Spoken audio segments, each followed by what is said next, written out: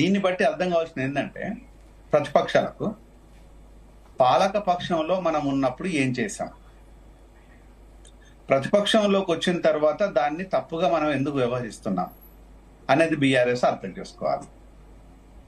So పాలక పక్షంలో ఉన్నప్పుడు సిఎల్పిని, కాంగ్రెస్ సిఎల్పిని పూర్తిగా విలీనం చేసుకున్న చరిత్ర బీఆర్ఎస్ కున్నది. అది అవసరమా అంటే అవసరం లేదు.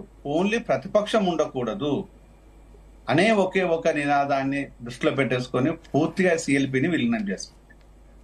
సో అంతటితో ఆగిందా అంటే లేదు, విశిష్టమైన పోకర్లోకి వెళ్ళింది, వింత పోకర్లోకి వెళ్ళేసింది. అది ప్రజల లోపల ఏ విధంగా చూసిందో మనం చేయాల్సిన పని లేదు.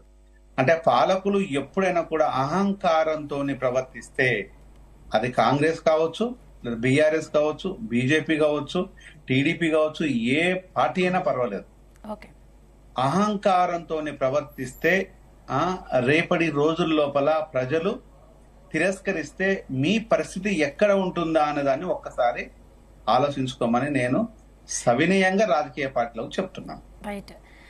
ఎందుకు వన్ మినిట్ హిమ్మకు నేను రాజకీయ నాయకులకు సవినయంగా చెప్తున్నాను. అలాగని చెప్పేసి మనం చెప్పింది వీళ్ళేదో వింటారు అనే భ్రమలు నాకు లేవు, వీళ్ళకు వినాల్సిన అవసరం లేదు. ఇట్లాంటి జయరాం లాంటి వాళ్ళు చాలా మంది చెప్తుంటారు, ఇంత ముందు చెప్పిండు, ఇక ముందు కూడా చెప్తూనే ఉంటారు, కూడా ఇప్పుడు చెప్తూనే ఉంటారు అనేది.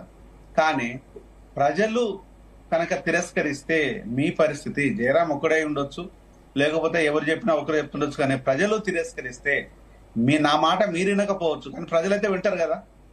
4 కోట్ల మంది డెఫినెట్ గా వింటారు.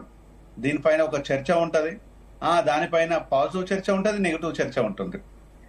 చేసుకోవటం లోపల తప్పేంది అనే విషయాన్ని ప్రజలు ఆలోచిస్తుంటారు, అంతకుముందు చేసిన తప్పిదాన్ని కూడా ప్రజలు ఆలోచిస్తుంటారు. ఇది రేవంత్ రెడ్డి కూడా వర్తిస్తుంది. రేవంత్ రెడ్డి రేపు రానున్న రోజుల్లో కూడా ఇలాంటి పరిస్థితి ఉంటే రేపు తనకు కూడా గడ్డు కాలం వస్తుంటుంది. కాబట్టి ఇప్పటికైనా నిజాయితీగా ఎమ్మెల్యేలు నీతిమంతులేం కాదు, వచ్చిన ఎమ్మెల్యేలు వాళ్ళు అవకాశవాదం వైపు మాత్రం వెళ్తారు.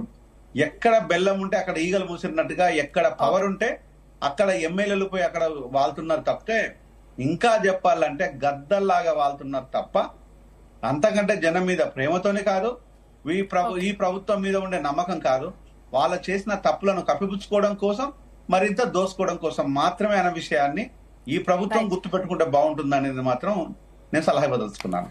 రైట్. మనకి